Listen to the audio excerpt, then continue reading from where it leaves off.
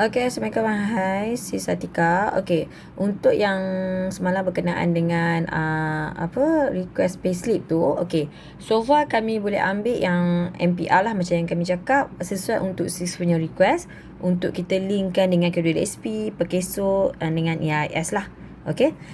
Dekat sini sebelum ni kami ada buat macam ni, tapi untuk Sis punya kami akan remove yang berwarna grey ni lah. Okay, kita akan remove this part. So untuk main menu, kita akan letak main page dia. Ada bahagian, okay sekejap. Okay, staff list. Okay, staff in out, payslip, workday, overtime, KWSP, Perkeso, SOKSO and AIS yang akan maintain kat situ lah. So yang ni kita just abaikan. So kami akan adjust lah untuk Sis punya. And then staff list macam biasa, user perlu masukkan details, okay, daripada dia punya position dia, and then dia punya bank account apa semua. And then pergi kepada staff in out. Okay, staff in out, okay, ni sampel kami ambil yang contoh Siti Aisyah. Okay, Siti Aisyah staff pertama. Okay, ni kita tunjuk untuk view bagi 1 bulan dulu. Sebab kalau ikutkan untuk next staff, maksud dia staff yang kedua, ketiga, user just masukkan mengikut daily lah. Maksud dia 1 hari bulan tu akan ada 3 row lah untuk Siti Aisyah, and then akan ada Ahmad Dhani dengan Nur Alia ni dia akan masuk. Kita just insert saja. Semua yang ni kami nak tunjuk secara jelas bagi pengiraan untuk pengiraan 1 bulan tu. Okay, kira kalau dia bekerja tu mengikut time in, time out lah. Kat sini kami ada note. Kalau misal kata nak time in, just masukkan saja. So dia just, yang penting adalah bahagian present and then status ni. Kalau present ni, kalau kita tick, dia akan kira 1 lah. Kalau tak, dia akan kira macam ni, kosong. Sebab kita nak kira berapa hari yang dia datang bekerja. So kena tick. Kalau tick 1 lah. Macam contoh katakan pada 5 hari bulan. Okay, 5 hari bulan ni dia unpaid leave. Siti Aisyah unpaid leave. So kena letak status unpaid leave. Tapi tick kena masih lagi sebab yang tu kira hadir lah. So nanti unpaid leave ni dia akan tolak hari yang dia tak hadir tu, dia akan tolak gaji lah. Kira kita note ni untuk kita buat pengiraan tu. Okay.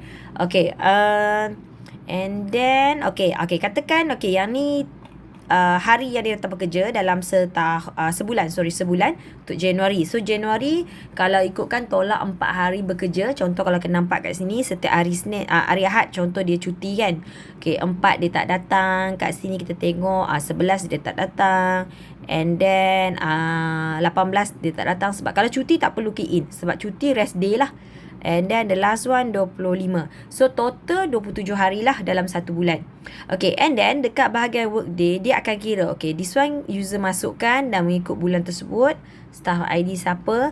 Contoh basic salary dia adalah 17, and then number of day dia perlu datang adalah 27. Okay, so dekat sini kami akan 27 kejap. Okay, 27. Okay, then untuk price per day daripada 27 hari tu, 1 hari adalah RM62.96. So day work dia 1,700 lah total. Kalau contoh dia tak datang, tak di 1 hari kan, so dia akan kira kat sini unpaid leave. So nanti dekat bahagian earning dia tu, okay, dia akan tolak. So kalau kita nak nampak lebih jelas, kita kena pergi dekat payslip lah. Okay, payslip dia contoh this one. Okay, yang ni kami scan untuk Sis. Okay, yang ni berformula lah. So user just pilih saja reference ID berdasarkan apa yang kita masukkan tadi, reference ID tu. So yang ni semua dia akan keluar satu automatic generate. Okay, contoh, okay, Aisyah, kita nak tahu dia. Okay, yang ni semua dia akan panggil daripada staff tadi. Basic salary 17. Overtime, okay, overtime dia akan ada bahagian dia kat sini. Nanti kami send PDF view, saya akan nampak lah pengiraan. Okay, overtime mengikut hari yang dia bekerja tu. Maksud dia hari tu, contoh katakan dia patutnya pukul 5, tapi dia sambung. Okay, pukul 6 dia akan pukul 6 sampai 7. Kalau contoh lepas pukul 5 dia nak maintain lagi, kita boleh ubah ke sini lah. Contoh pukul 5. Okay, so 2 jam. Okay, daripada 2 jam tu, okay, dia punya rate per price per day macam kami cakap tadi, pengiraan dia 6296 untuk 1 hari daripada 27 hari tu. Okay, dari 1,700. So kat sini dia nampak, okay, overtime pay dia adalah RM23.61. So kat sini sebelum ni kalau ikutkan kami letak macam ni, tapi disebabkan Sis punya rate dia kan mungkin akan ada 2, 1.5 ataupun 2.0. Yang ni boleh ni lah, kami tak pasti yang ni sis boleh inform sama ada nak maintain ataupun nak kekalkan macam ni. Sebab yang ni dia akan kali tau. So overtime pay ni dia akan by staff name tadi, workday, dia akan automatic generate dekat overtime ni 2361. So nanti dekat payslip dia akan automatic generate. Kalau ikutkan payslip yang sis punya, yang sebelum ni kan dia ada macam ni tau.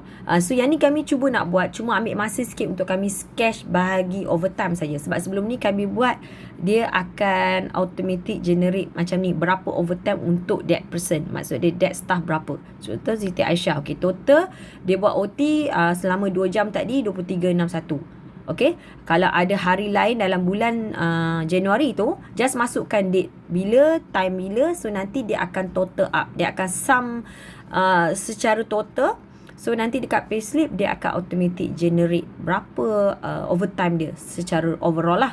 Kalau misal kata di staff nak tengok, okay, bila yang pengiraan ni, boleh je buka overtime punya bahagian. So kita boleh search that name, kita akan nampak okay, berapa overtime pay dia.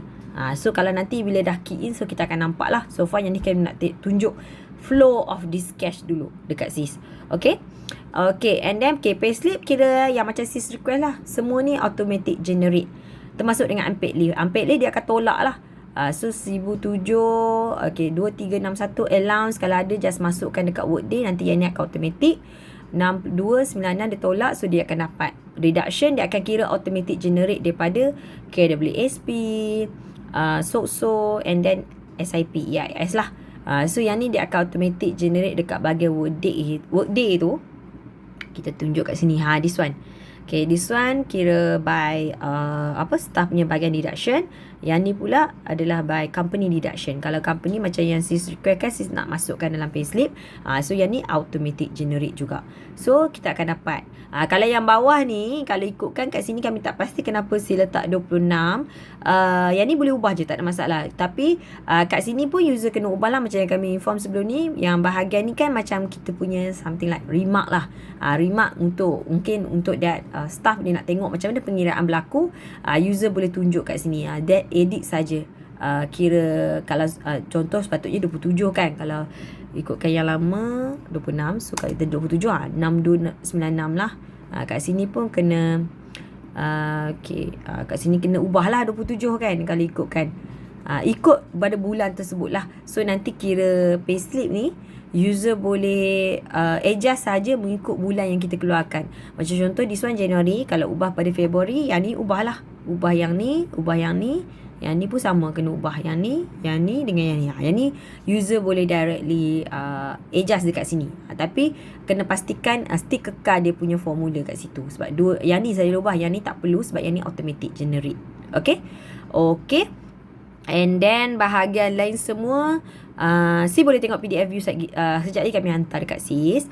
Okay, contoh macam kalau workday, kalau sis nampak yang warna black ni, warna grey ni, yang ni kami remove lah. Sebab kalau ikutnya asal MPR tu ada bahagian-bahagian tersebut. Tapi sis just focus on yang berwarna biru, hijau dengan merah tadi tu. Yang tu yang memang kami akan kekalkan dalam untuk version yang sis punya, Sis Atika punya version ni lah. Okay, untuk harga pula, kejap